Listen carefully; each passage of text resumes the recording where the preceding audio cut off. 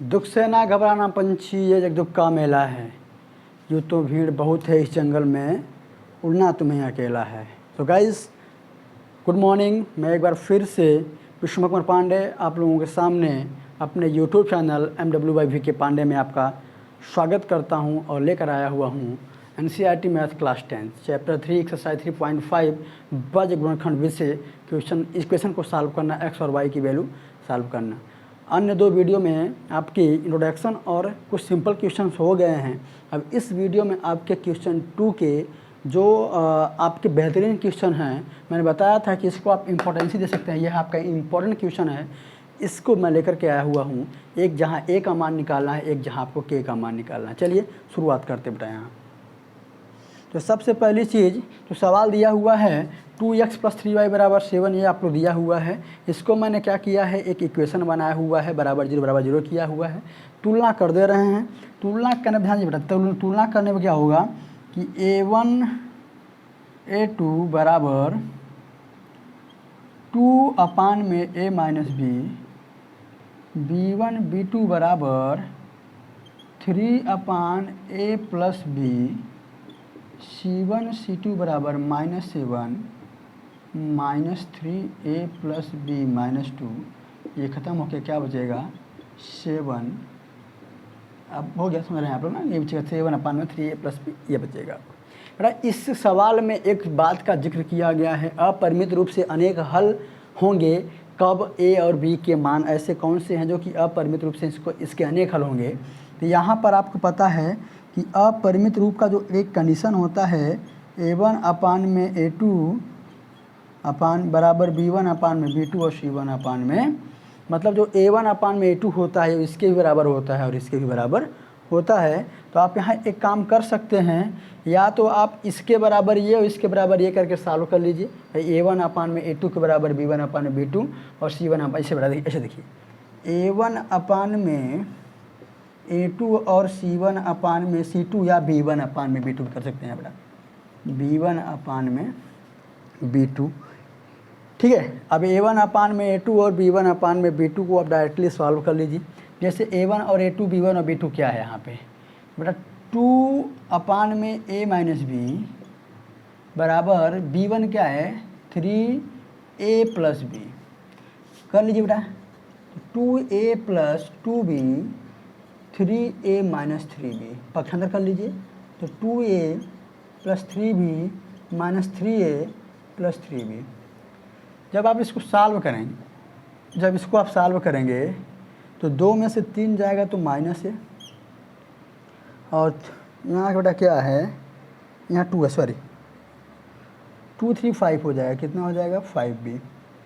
यहाँ बराबर 0, आप चाहें तो माइनस कॉमन कर लें एक, तो A - 5B बराबर 0। जो आपका यह बन के आएगा, यह इसको आप 1 मान लीजिए।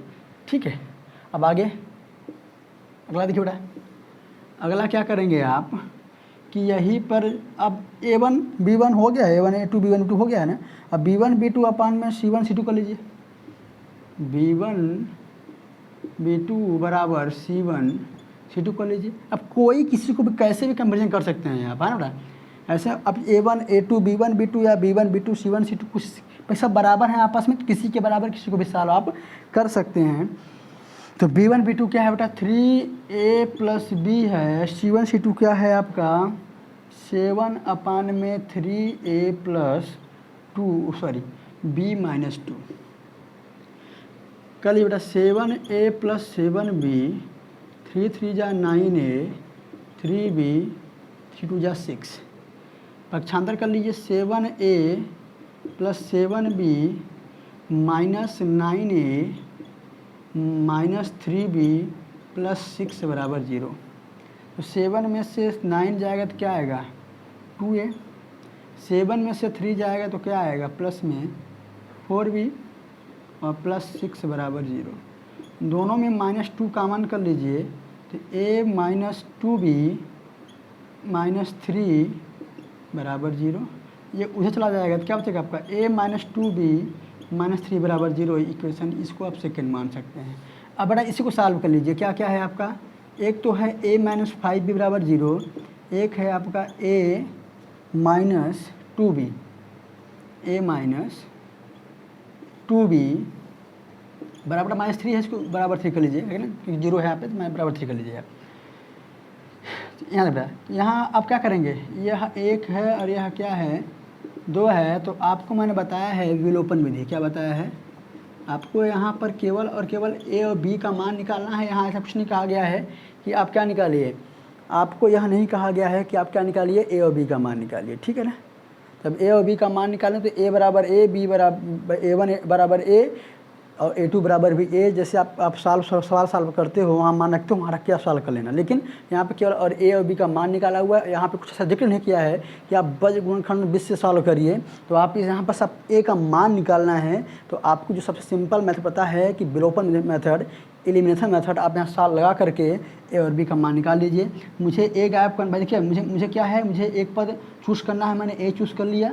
इसका गुणांक समान करना है, गुणांक समान है, पद को अलग साइन अलग अलग करना है। अलग अलग करने के लिए दोनों समान है, तो क्या करेंगे, समीकरण 1 व 2 को घटाने पर, 1 व 2 को, ये मैं कई बार पढ़ा चुका हूँ, इसमें लगा रहा हूँ, घटाने पर ये माइनस, ये हो जाएगा प्लस, ये हो जाएगा माइनस। ध्यान है बेटा, ये ख़त्म हो जाएगा, 5 में से 2 जाएगा, -3 भी आएगा। यहाँ -3 पहले से है, माइनस माइनस ख़त्म, 3 से 3 ख़त्म, जो b की वैल्यू आएगी क्या आएगी, 1 आ जाएगी। अब यही b की वैल्यू यहाँ रख दीजिए, कहाँ, समीकरण 1 में रख दिए बेटा। समीकरण 1 में रखने पर तो a माइनस 5b बराबर 0 बराबर क्या है बेटा, 0। तो बेटा देखिए, तो जो आपका a माइनस 5 × 1 बराबर 0, तो a की वैल्यू क्या हो जाएगी, 5। a की वैल्यू 5 और b बराबर 1, a बराबर 5 और b बराबर 1 के लिए आपका जो यह इक्वेशन होगा वह अपरिमित रूप से अनेक हल के लिए सही है। अब यहाँ इसको आप सर्च देख सकते हैं, यहाँ रख दीजिएगा, जो आपका ये बना हुआ है, कहाँ बना बेटा, यहाँ चेक कर लीजिएगा कि क्या यह इस पे फॉलो कर रहा है, यानी a और b का मान रखने पर यह सारे वैल्यू इक्वल आ रहे हैं कि झूठे कह रहा था। चेक कर लीजिएगा, गलत हो बात करिएगा मुझसे, ठीक है बेटा। हम आगे की सवाल चलते हैं, इसको लिख लीजिए, स्क्रीनशॉट मान लीजिए। अगली सवाल चलते हैं बेटा। अगली सवाल आपका क्या है, हाँ आपका यही है कि इसमें आपको k का मान निकालना है। क्या करना है, k का मान निकालना करा कि for which value of k will the following pair of linear equation have no solution. जब नो सॉल्यूशन कंडीशन में हो तब आपको इसको सॉल्व करना है बेटा। तो इक्वेशन क्या है लिख लेते हैं, पहले मिटा देते हैं इसको बेटा। क्वेश्चन नंबर 2,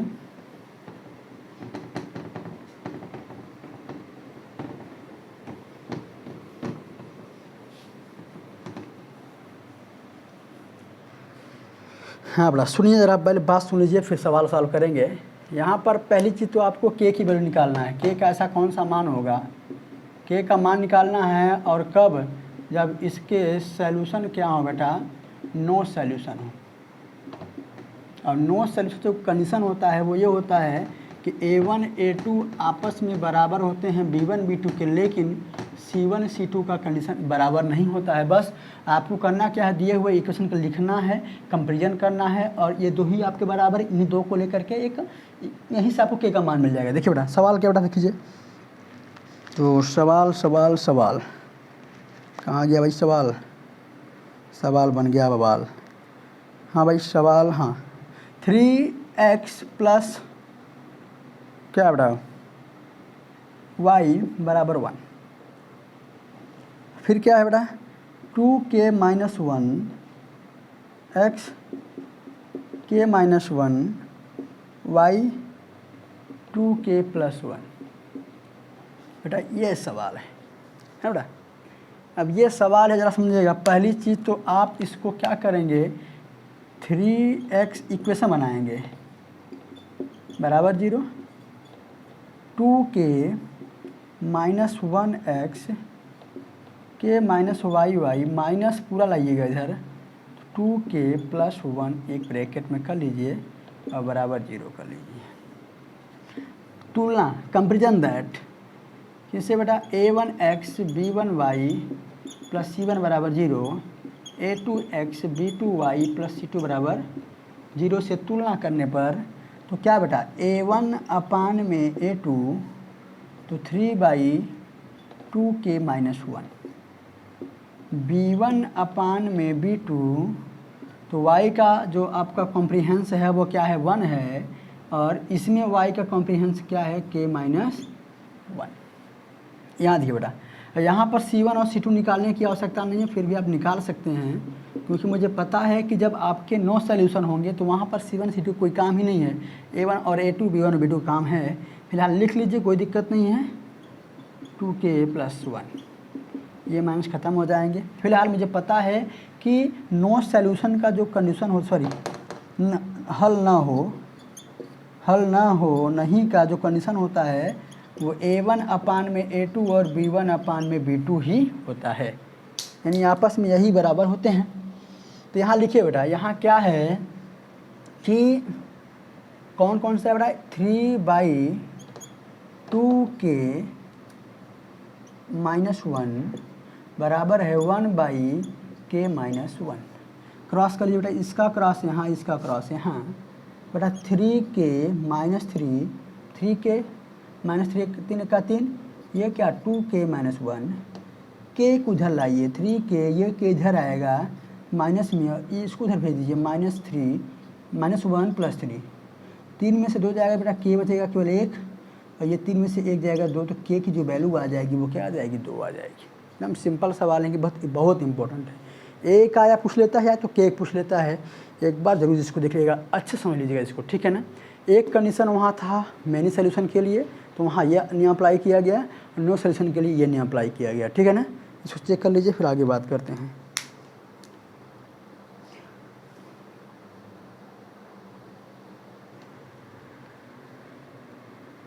हाँ बेटा, क्वेश्चन नंबर 3 कह रहा है कि solve this following pair of linear equation by the substitution and cross multiplication method. यहाँ कह रहा है कि इस क्वेश्चन को आपको सॉल्व करना है किस मेथड से, एक तो आपको सॉल्व करना है सब्स्टिट्यूशन मेथड से, और एक क्रॉस से करना है। तो सब्स्टिट्यूशन मेथड से आपका होमवर्क है, नहीं आएगा मैं बताऊँगा, लेकिन क्रॉस मल्टीप्लिकेशन में पढ़ा रहा हूँ तो यहाँ मैं आपको पढ़ा दे रहा हूँ, बता दे रहा हूँ, ठीक है। चलिए क्वेश्चन नंबर 3, बस ये आप केवल अभ्यास कराने के लिए दिया है, मैं चाहता छुड़वा देता कि आप इसको होमवर्क करिए, है ना बेटा। चलिए बेटा, सवाल क्या है आपका,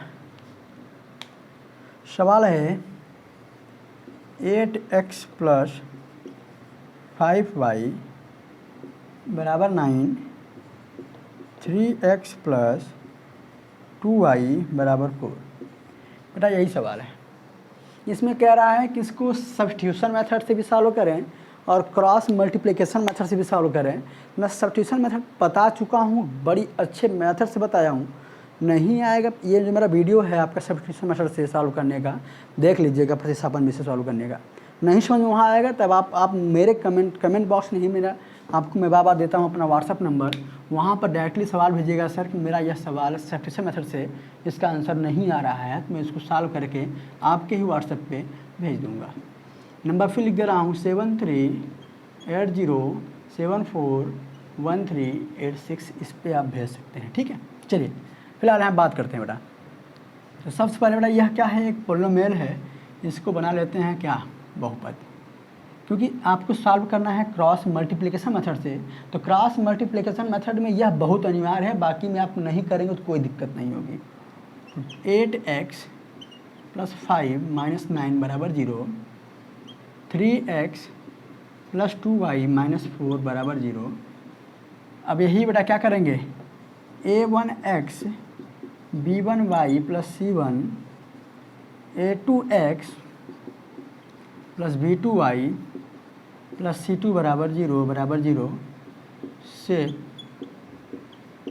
तुलना करने पर, ठीक है। अब तुलना करने पे बात आ गई अगर, तो क्या होगा बेटा, a1 अपान में a2 क्या आएगा 8/3, b1 अपान में b2 विथ साइन बेटा 5/2, c1 अपान में c2 -9/-4। बेटा यही गलती वहाँ हो जाती है, अगर मैं यहाँ इसको करता प्लस में आता और यहाँ आपकी गलती हो जाती बेटा। अब सुनिए आगे, यहाँ देखिए, चलिए फार्मूला बेटा क्या है, वज्र गुणन सूत्र से वज्र गुणन सूत्र से। तो फार्मूला बेटा है x b c y c a 1 a b और सर ने बताया है 12 21।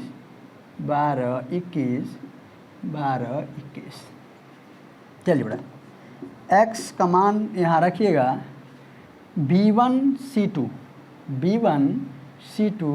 तो ध्यान देना B1 कितना है 5 है, C2 कितना है -4 है, यह एक ब्रैकेट में माइनस B2 C1, B2 कितना है 2 है, C1 कितना है -9 है बराबर y।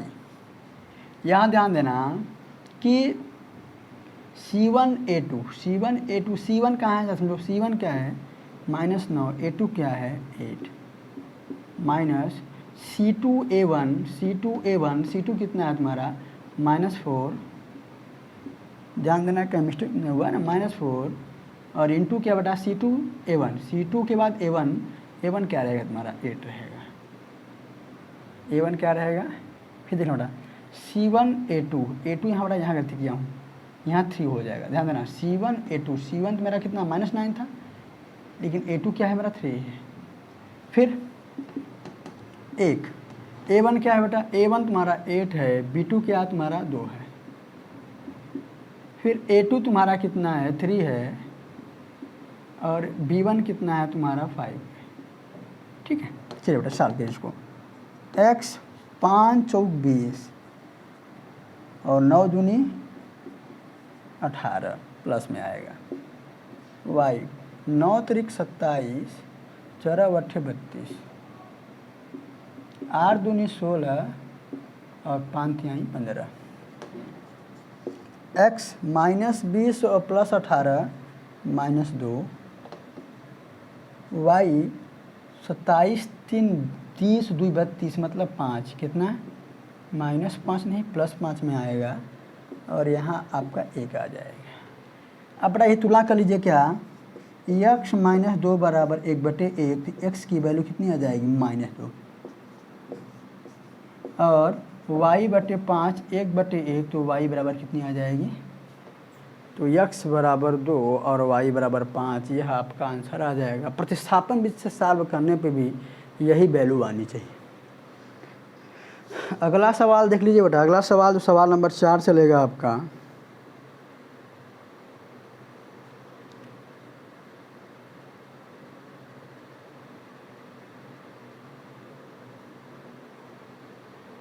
चलिए बेटा अगला सवाल देख लिया जाता है। हाँ बेटा क्वेश्चन नंबर 4 में चलूँगा। यहाँ पर आपके बेटा क्वेश्चन नंबर 4 में 1 2 3 4 और 5 सवालें हैं। ठीक है,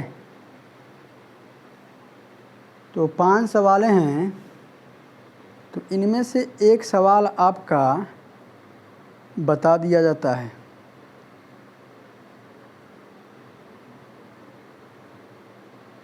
चलिए सवाल इतना लिख लीजिए, फिर अगला जो सवाल है आपका क्वेश्चन नंबर 4 का पहला वो बताया जाता है आपसे।